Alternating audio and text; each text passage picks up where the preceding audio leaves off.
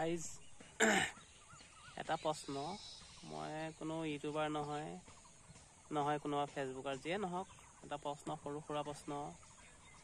ৰোজা ৰাখি চিগাৰেট খালে ৰোজা মকৰুহ হ'ব জানো? কাৰণ চিগাৰেটটো কি ধোঁৱাহে অলপ, হয়নে?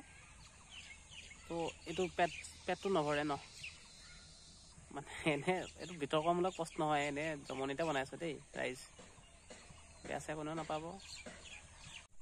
এতিয়া আমি সকলোৱে জ্ঞাত যে ধৰক ৰোজা ৰাখি সামান্য বুটৰ পৰিমাণো যদি বস্তু এটা খোৱা যায় তেন্তে ৰোজাটো ভাঙি যায় বা মকৰুহ হৈ যায়।